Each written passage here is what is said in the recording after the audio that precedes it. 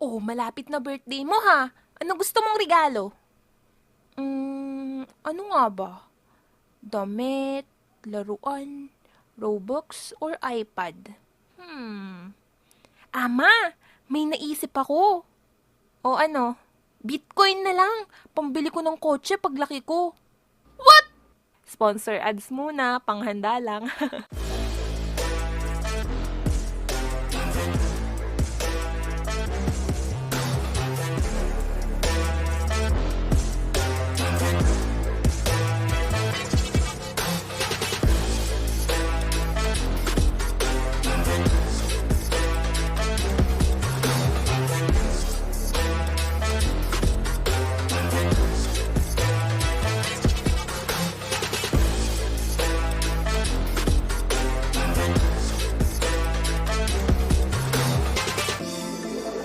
Hiribi! Nagpapalit sila ng cryptocurrency sa mas mataas na rate.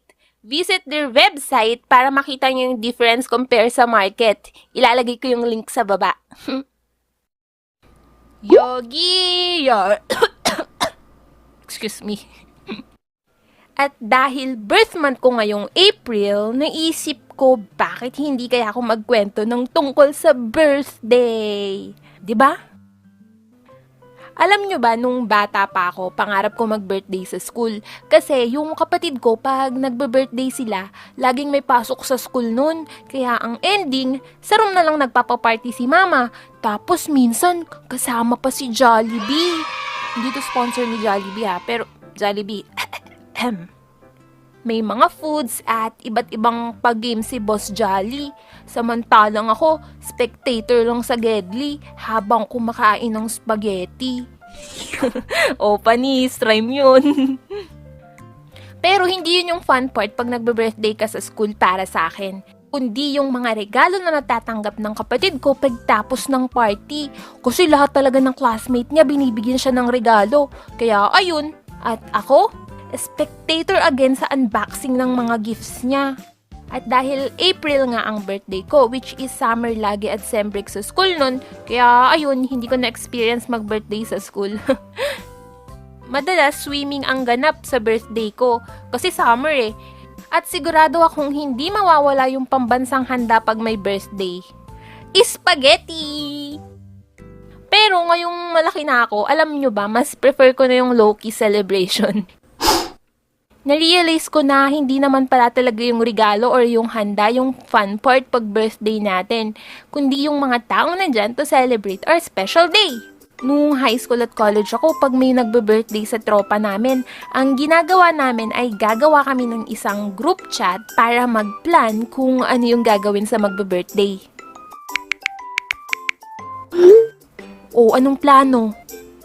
Merong biglang susugudin yung bahay ng may birthday at hindi yung may birthday yung maso-surprise, kundi yung nanay.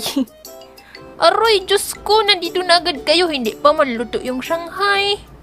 Negative, ayun pa naman yung pinunta ko dito. Meron naman. Kunyari, hindi papansinin or nalimutan yung birthday niya. Wala ba kayong naalala ngayon? Wala. Ano ba ngayon? Friday? Tapos pag uwian na, may birthday surprise kaming hinanda sa bahay nila. Happy birthday! O di kaya naman, pag uwian na sa school, magtatago kami tapos babasagan namin ng itlog sa ulo yung may birthday. At imbis na matuwa mababad trip pa yung may birthday no? May mga times na epic fail yung plan namin kasi may marurong send or mababasa ng may birthday yung plan. O kaya naman, halata na yung mga binabalak namin. O ako na next na magbe-birthday.